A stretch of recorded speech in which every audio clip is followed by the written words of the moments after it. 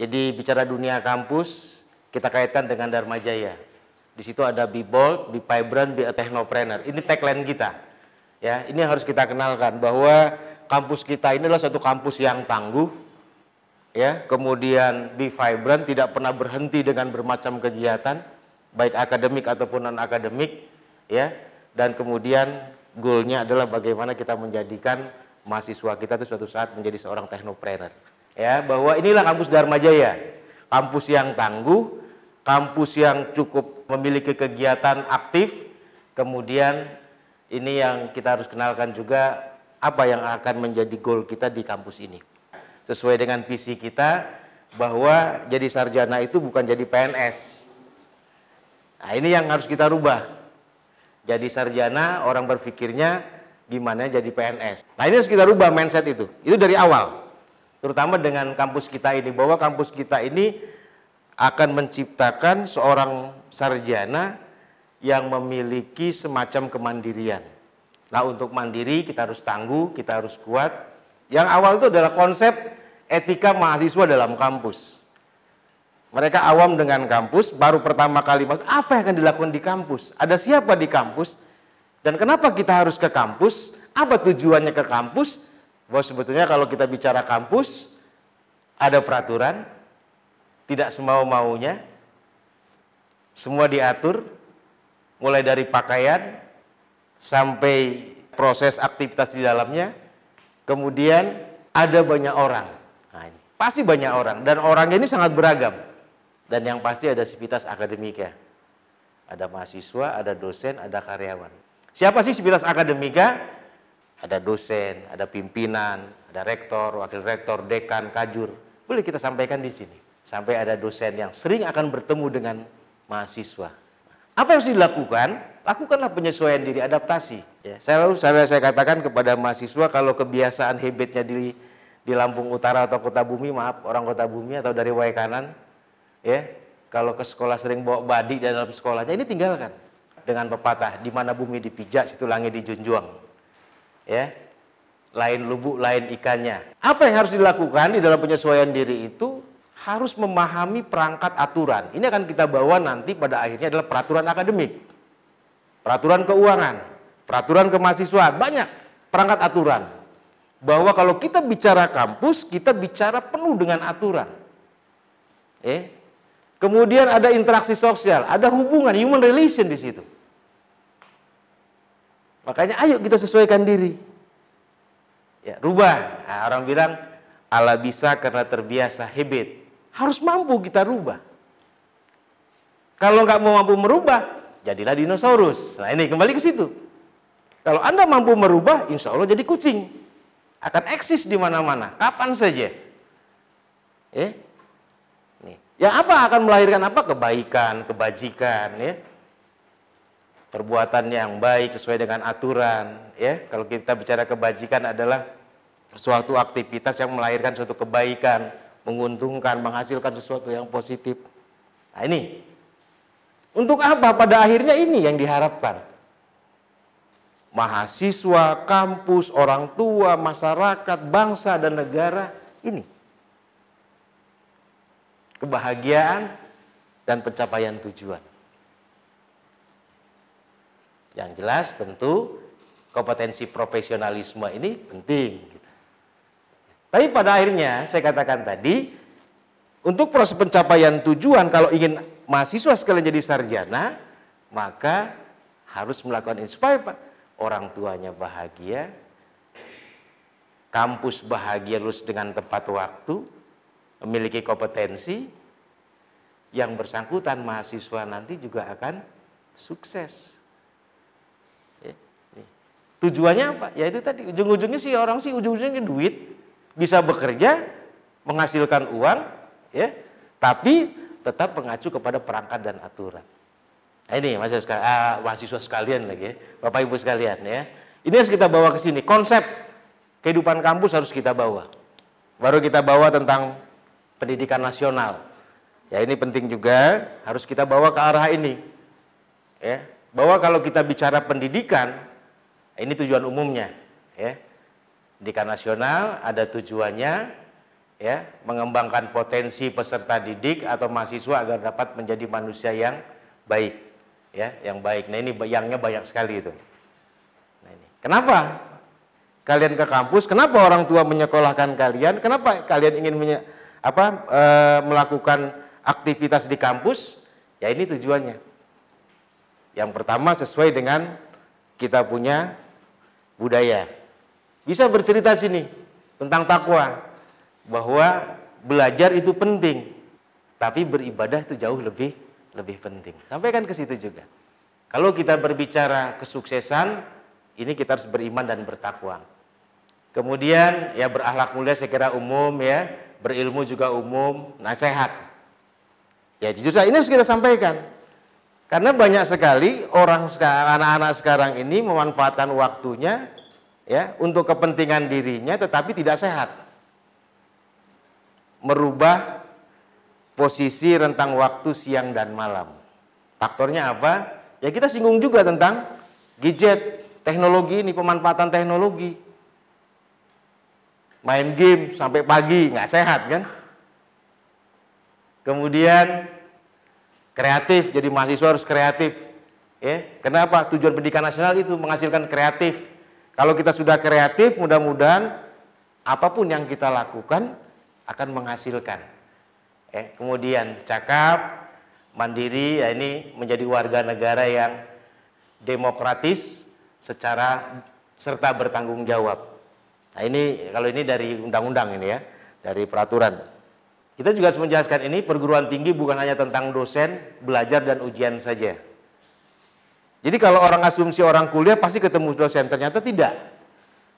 Kalau kita masuk dalam dunia kampus, ada kesempatan ya bagi mahasiswa untuk bertemu dengan orang baru, pengalaman baru, dan merasakan momen yang luar biasa.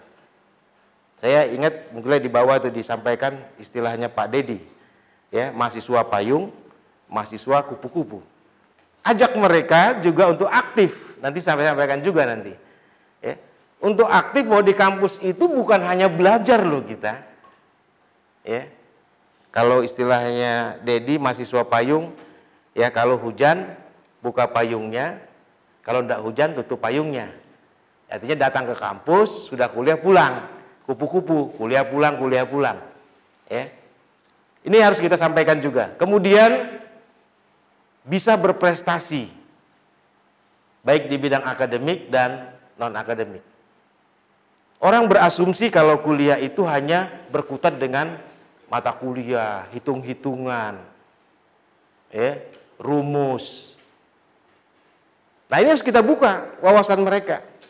Bahwa kalau kita kuliah itu, kita bisa berprestasi di bidang akademik maupun non-akademik. Nanti keuntungannya akan sampai di situ. Tapi sampaikan kepada mahasiswa bahwa kuliah itu bisa memberikan kesempatan bagi kita untuk bertemu dengan orang lain, pengalaman yang baru, ya, dan kemudian merasakan momen yang luar biasa. Untuk apa? Berprestasi. Prestasinya apa? Bisa akademik dan non-akademik. Jadi kalau kita juga harus mereview mereka. Ini kalau siswa dulu ketergantungan. Kalau nggak disuruh belajar, nggak belajar sama gurunya. Kalau sekarang mahasiswa, mandiri. Disuruh atau tidak disuruh, harus belajar. Siap tidak siap, harus siap. Kalau dulu pasif, sekarang harus aktif. Dalam semua aspek.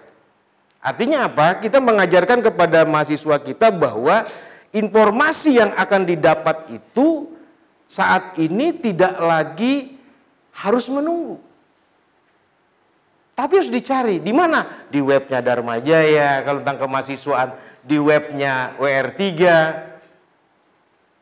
informasi di keuangan, kalau bicara keuangan, bisa nanti disampaikan di IG-nya keuangan ada, Facebook-nya keuangan.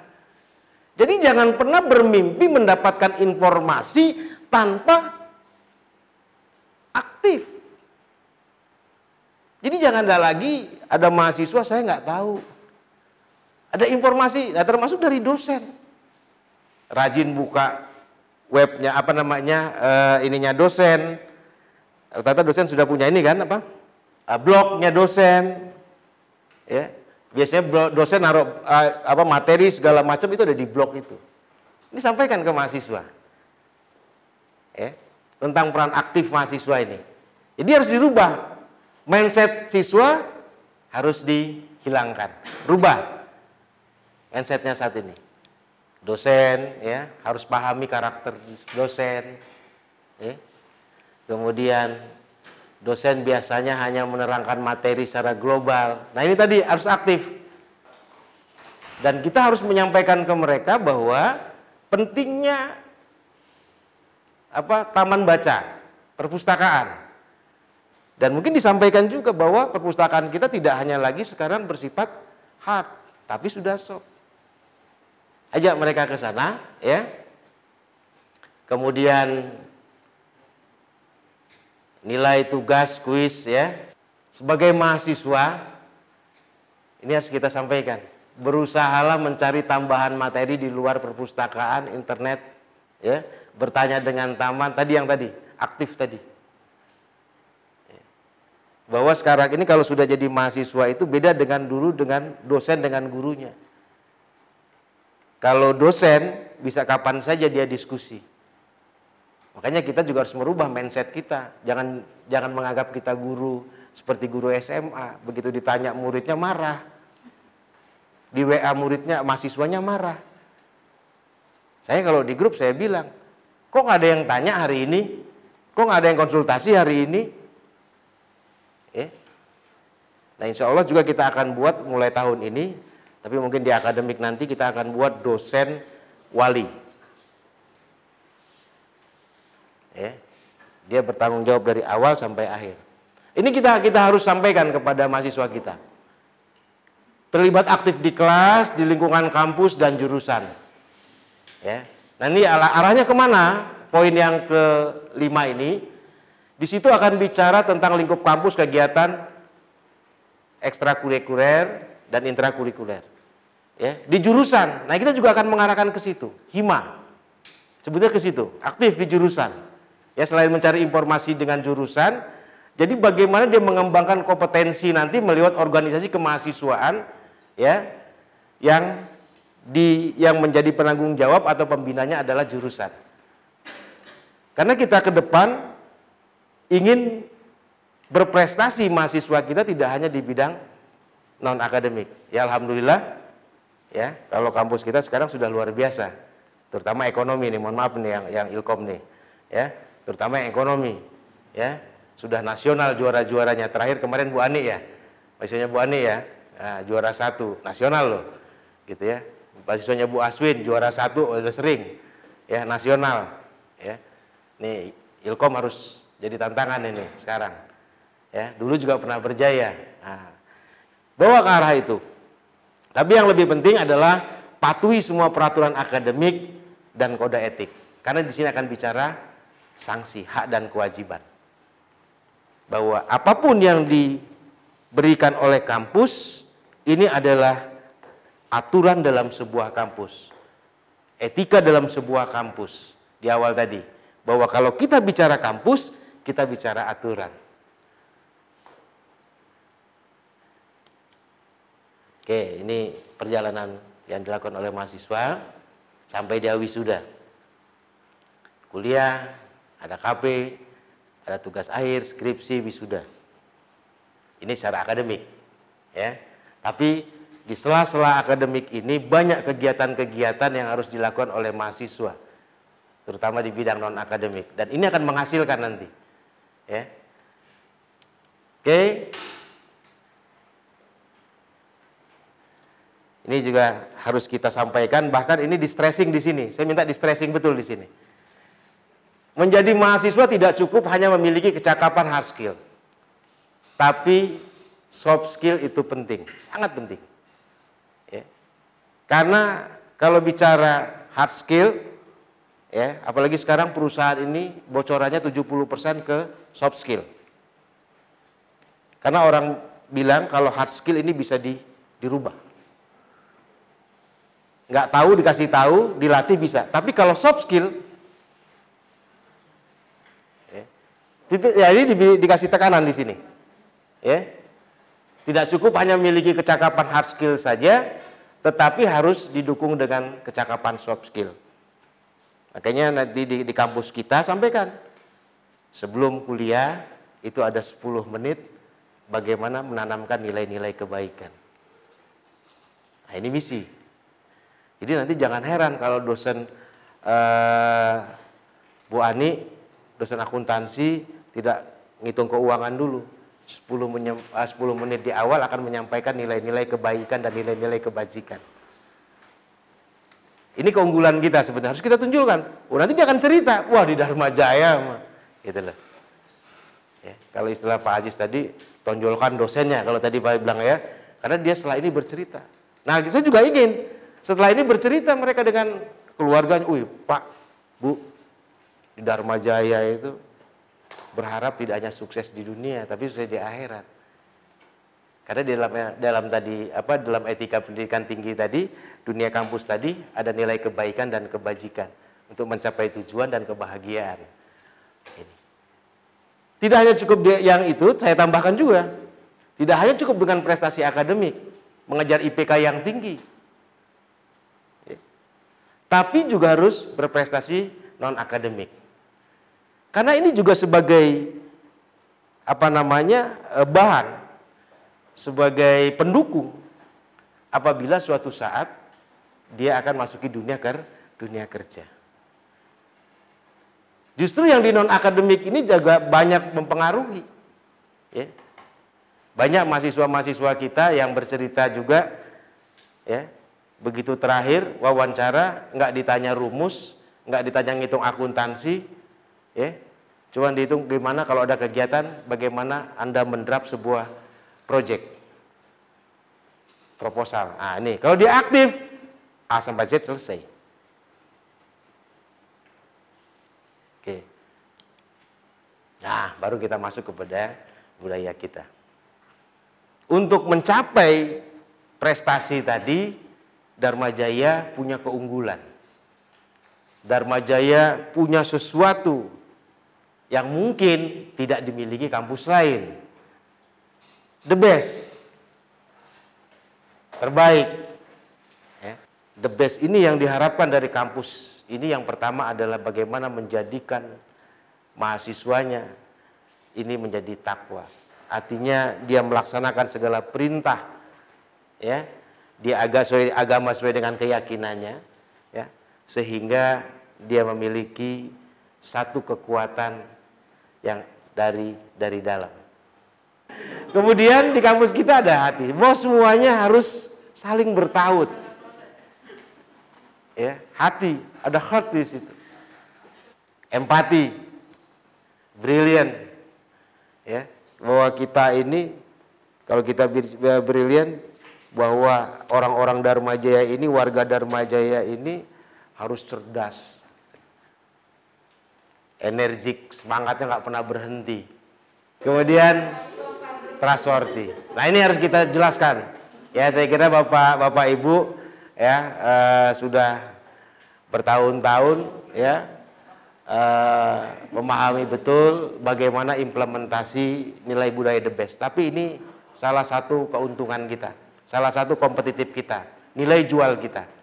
Jadi the best itu adalah sesuatu yang harus kita capai, bahwa mahasiswa Dharma Jaya harus menjadi mahasiswa yang the best. Ya. Kemudian untuk mencapai the best, laksanakan ini. Yang Muslim sholat, ya, yang non Muslim Kristen ke gereja, jangan tinggalkan ibadahnya, Hindu, Buddha dan yang lainnya. Nah, jadi kalau berikan contoh jangan hanya Islam saja, ya, karena kita nggak tahu kan. Nah, ya. Ya terakhir kita akan coba bawa mereka kepada bahwa kalau kita bicara dunia kampus ada dua prestasi, ya. Ada prestasi mahasiswa dan ada mahasiswa berprestasi. Kalau mau berprestasi maka jadi mahasiswa harus tingkatkan prestasi mahasiswa. Bagaimana menjadi untuk mencapai prestasi mahasiswa? Ikuti aturan. Ya, capaian-capaian atau hasil kerja mahasiswa yang memiliki tingkat keunggulan sesuai dengan standar ketentuan. Ya, kalau kita sampaikan ya minimal IPK 3 lah gitu. Kalau nggak 3 nggak ditengok sekarang nih sama perusahaan. Jadi prestasi mahasiswa itu capaian yang dihasilkan sesuai dengan standar minimal. Ya boleh kalau dosen manajemen dibawa ke teorinya Tyler ya, boleh. Nih. Jadi sesuatu yang mendapatkan hasil lebih karena orang itu menghasilkan minimal kerja standar atau di atas kerja standar. Kemudian dengan kita berprestasi mahasiswa, maka yang berikutnya adalah yang kedua ini mahasiswa berprestasi. Ya. Jadi mahasiswa yang berhasil mencapai prestasi tinggi di atas rata-rata, baik akademik maupun non-akademik, berprestasi apa? Supaya dia mau, maka harus penuhi kebutuhannya. Kuliah yang rajin, kerja yang baik, punya mobil, punya rumah, pasti dia mau. Punya tabungan gitu kan. Nah, dan prestasi itu adalah standar ukuran sebuah keberhasilan. Citra positif dan kebanggaan. Kalau kita berprestasi, maka akan bangga. Karena berprestasi itu adalah tujuan mahasiswa, tujuan orang tua, tujuan lembaga, dan tujuan negara. Jadi kalau kita bicara prestasi yang harus dilakukan, kenapa mahasiswa berprestasi, belajar dengan baik, supaya orang tuanya bahagia. Dirinya bahagia, sukses. Orang tuanya, kampusnya, kemudian negara. Boleh dibawa ke arah kondisi negara saat ini juga boleh. Kenapa negara kita saat seperti ini? Mungkin salah satunya SDM kita belum banyak yang berprestasi. Mau berprestasi? Ayo kita sama-sama di Dharma Jaya. Ini, ya kenapa harus berprestasi? Ini tanamkan betul kepada mahasiswa. Ya, kenapa mahasiswa berprestasi? Ya, untuk mencapai tujuan mahasiswa, orang tua, lembaga, dan tujuan. Ya, mahasiswa berprestasi untuk apa? Apa untungnya sih? Nih. Kalau kita sudah sampaikan ini di awal, saya yakin mahasiswa kita semangat. Yakin saya. Bahwa kalau kita berprestasi, keragaman penghargaan dan kesempatan, peluang. Apa saja? Ya. Penghargaan finansial. Juara 1 lomba dapat hadiah uang dari tempat lombanya. Pulang ke kampus dikasih lagi reward sama rektor. Uang. Jadi finansial. Ya. Kalau kita berprestasi, mahasiswa itu berprestasi, ya, penghargaan finansial bisa dia dapatkan. Minimal saya katakan tadi 1 semester, 2 semester bisa tidak membayar kuliah. Bisa di bawah nanti, mau kuliah gratis, berprestasi dulu. Gitu ya Kak Det ya? Kemudian, beasiswa. Udah pastilah ini ya. Meringankan beban orang tua. Membantu orang tua. Walaupun Anda belum bekerja, sampaikan. Tapi Anda bisa membantu mahasiswa. Caranya apa? Mendapatkan beasiswa. Apa beasiswa yang tersedia? Ya, ada beasiswa dari pemerintah namanya PPA, peningkatan prestasi akademik. Kalau IPK-nya di bawah 3, nggak akan mungkin lolos. Dan sekarang nggak mungkin ya, di atas 3,5 ya. Ada peluang. Kemudian kesempatan studi lanjut. Dan ini di kampus kita, ya sampaikan. Bahwa yang terbaik semua punya peluang untuk studi lanjut. Diskuliahkan gratis. Baik di kampus Dharma Jaya ataupun di luar kampus Dharma Jaya. Sehingga mereka mudah-mudahan akan terpacu untuk berprestasi. Bebas dari pemberlakuan biaya kuliah tadi ya. Kesempatan terlibat penelitian dosen. Nah ini harus kita, dan kita akan coba ke arah itu saat ini. Ya. bahwa mahasiswa-mahasiswa berprestasi akan kita dorong ya untuk diberikan kesempatan meneliti bersama dosen. Dan mungkin ke depan ada kebijakan dari WR1 bahwa setiap peneliti wajib membawa mahasiswanya. Harus libatkan betul yang berprestasi. Mau ikut meneliti dosen? Ya berprestasi. Ada peluang di situ. Ya. Di kita belum. Kalau di kampus-kampus besar, ya kebetulan saya punya kakak, ya, itu di kampus lumayan besar ya di UI. Kalau neliti, dia mah happy-happy aja yang turun mahasiswanya. Kasih ongkos, bisa ke Lampung, bisa ke Nusa Tenggara, ya, dia aja sesekali aja. Di kita belum. Saya juga nggak tahu nih faktornya apa nih. Dan ini sebetulnya amanat ini dari undang-undang. Ya, bahwa setiap penelitian dosen harus melibatkan mahasiswanya. Jangan diambil, ya. Kemudian pembebasan tugas akhir. Ini sudah kita bicarakan dengan WR1. Bagi mahasiswa yang berprestasi di tingkat nasional, maka kita berikan bebas, ya. Ini ada berikan kebebasan untuk tugas akhir atau skripsi. Akan kita setarakan. Ya. Saya kemarin janji untuk 3 besar, kalau dia lolos 3 besar Mawapres kemarin ya, 3 besar nasional, dia suruh buat karya ilmiah, dia tidak perlu skripsi lagi. Ini bentuk-bentuk reward penghargaan kepada mahasiswa. Ya, alhamdulillah Pak WR1 kemarin sudah oke. Ya, tinggal dibentuk saja nanti seperti apa aturannya. Dan ini sudah disampaikan supaya mendorong mahasiswa kita berprestasi. Karena berprestasi kalau tidak ada efek juga percuma, capek dia bilang. Ya. Apalagi kalau didorong yang terakhir ini, mereka akan senang.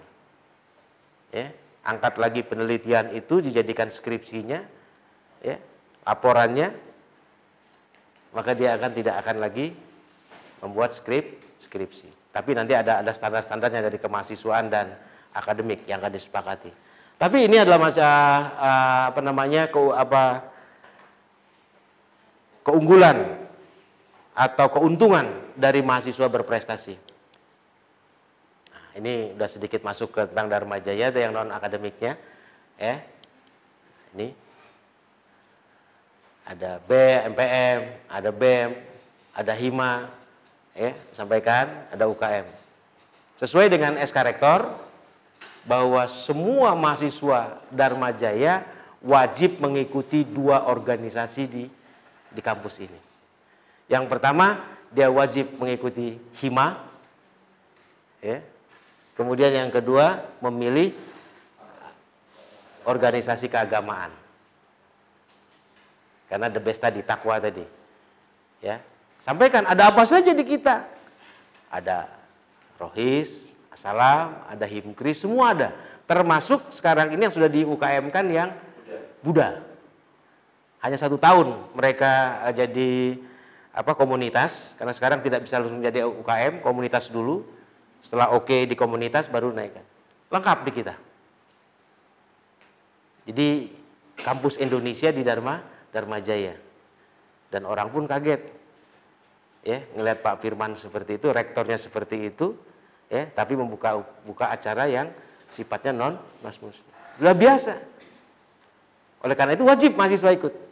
Nah, mungkin yang lebih penting nanti disampaikan ke mahasiswa salah satu keunggulan Dharma Jaya di bidang kemahasiswaannya ada program minat bakat. Ya, bahkan minat bakatnya jadi prototipe nasional sebetulnya.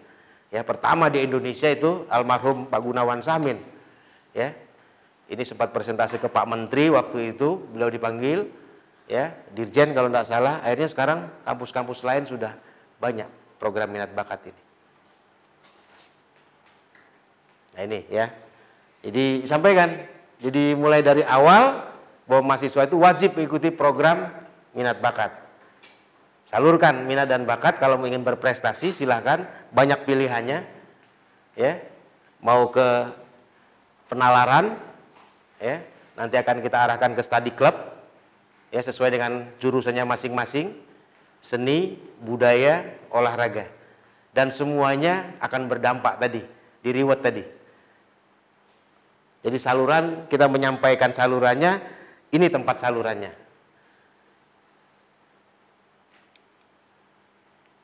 Ya, ini gambar saja, tinggal dirubah aja. Kalau yang punya lebih bagus gambarnya bisa dirubah, ya, bisa dirubah. Alumni, kita punya wadah, ya, melanjutkan jenjang pendidikan di dalam dan luar negeri, ya. Berbagai prosesi bekerja di sekitar, bahwa kita ada BICR, ya, yang bagaimana nanti mengayomi alumni itu, ya, sehingga bisa berprestasi, bisa mendapatkan pekerjaan tetap melalui kampus kita. Ini fasilitas kampus kita ini, kampus yang the best, ya. Gedungnya oke, perpustakaannya oke, tempat ibadahnya oke, fasilitas lainnya juga oke. Kampus kita ini melengkapi segala apa yang menjadi kebutuhan mahasiswa. Mahasiswa sekalian boleh memanfaatkan semua fasilitas, tidak terkecuali. Mau apapun boleh dia manfaatkan. Konsekuensinya, jaga fasilitas tersebut dengan baik. Tidak ada di kampus ini yang tidak boleh dimanfaatkan oleh mahasiswa. Semua fasilitas boleh. Mau aula, mau apa, mau fasilitas, peralatan, dan lain sebagainya. Tetapi yang lebih kita tekankan, ini adalah bagaimana kita menjaga fasilitas itu dengan baik. Dan mudah-mudahan Allah Subhanahu wa Ta'ala bisa menjadikan mahasiswa semua, ya, sukses, tidak hanya di dunia, tetapi juga di akhirat, dengan berkuliah dan berkampus di Dharma Jaya.